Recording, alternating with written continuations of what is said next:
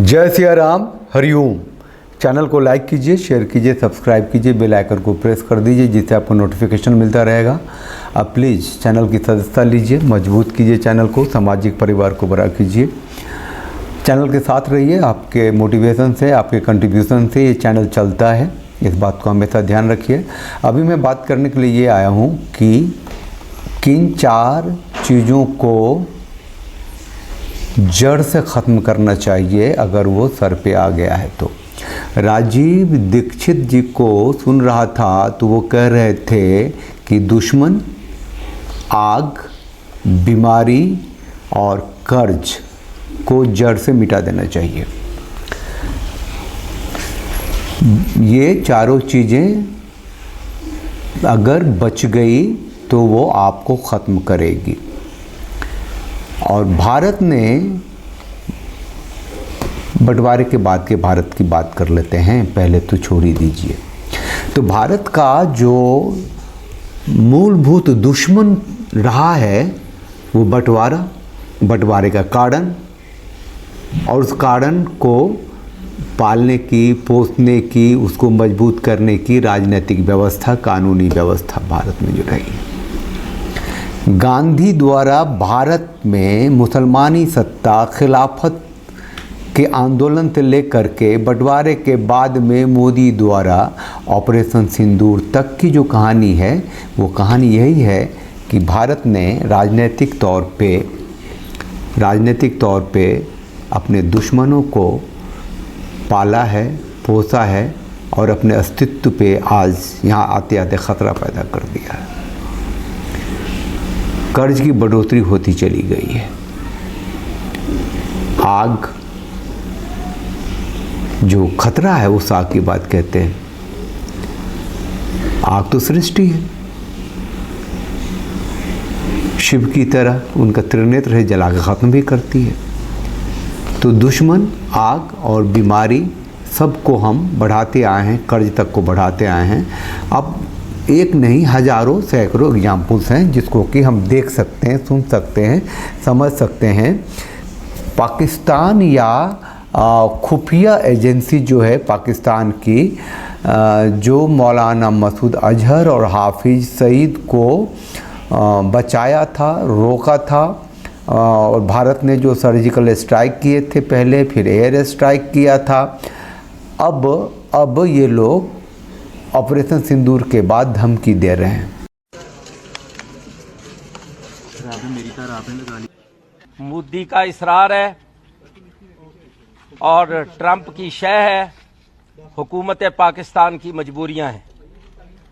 और वो ये अगर समझते हैं कि हमारी नज़रबंदियों और पाबंदियों के साथ कश्मीर के मसले को पीछे फेंका जा सकता है तो ये मुमकिन नहीं है।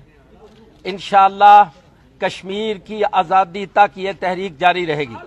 मैं अपने कारकुनान से ये अर्ज़ करना चाहता हूँ कि हमने बहुत सब्र और इस्तिकामत का मुजाहरा करना है, हमने अपने मिशन को भी जारी रखना है, लेकिन हम पाकिस्तान के अंदर वो रवैया पेश करना चाहते हैं कि जिसके साथ पता चले कि हम पाकिस्तान की हिफाजत को उसी तरह अव्वलियत देते हैं। ये अब छिप के, दवा के, ढक के बोलने की बात नहीं है कि जो मुसलमानी तंत्र है, जो आसमानी किताब है, जो इस्लाम है, वो सेकुलरिज्म फैलाने के लिए तो नहीं आया।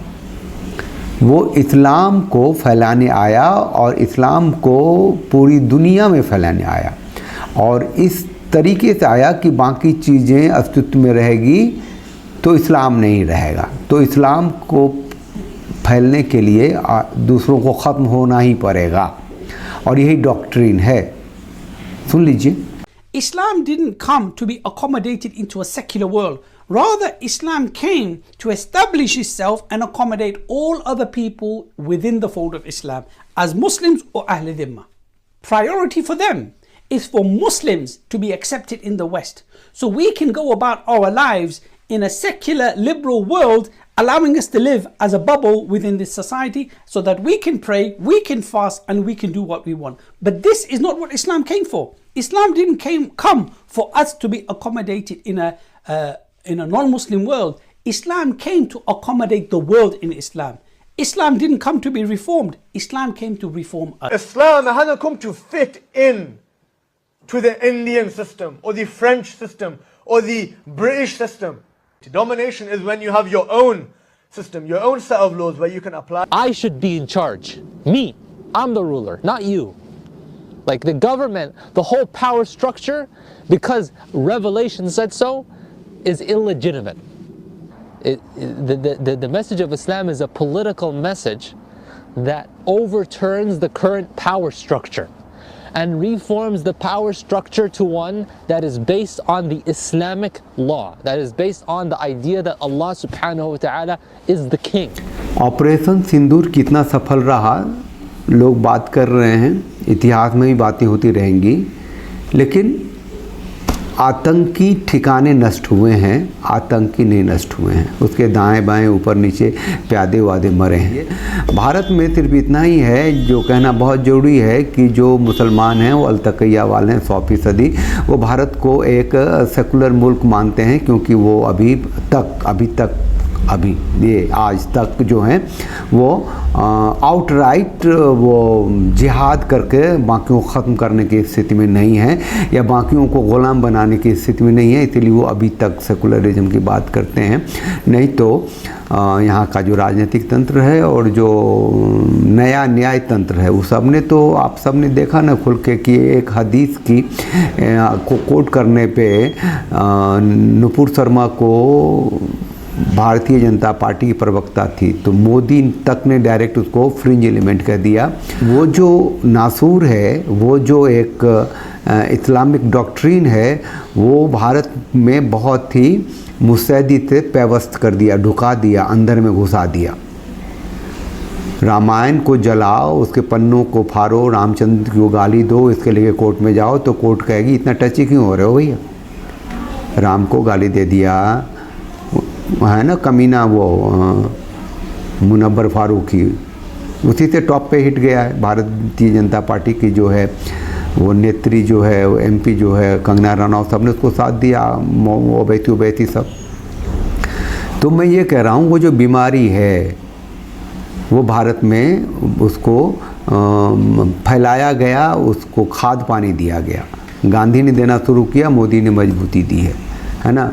वो जो दुश्मन है, दुश्मन इसीलिए कहना बहुत ज़रूरी है क्योंकि वो ख़त्म करने की डॉक्ट्रिन है ना उसको, यानी कि जो सिखों के 10 गुरु हैं वो कोई है ही नहीं, आप हिंदुओं के 10 अवतार हैं कोई है ही नहीं, जैनों के जो 24 तीर्थंकर हैं वो कोई है ही नहीं, है ना। वो सब जब आपके भगवान, आपके अवतार, आपके गुरु ही कुछ नहीं हैं, बेकार हैं, आग में जलने वाले हैं, तो आप क्या हैं।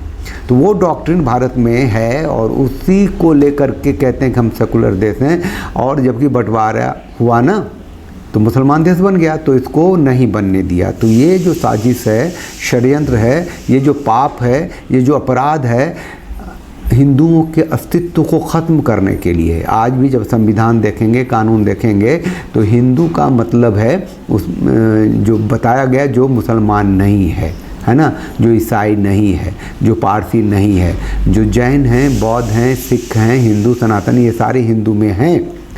तो बाद में कानून बना करके माइनॉरिटी मिनिस्ट्री बना करके जैन को और सिखों को भी माइनॉरिटी स्टेटस दे दिया मुसलमानों के साथ, वो पॉलिटिकल एंगल था।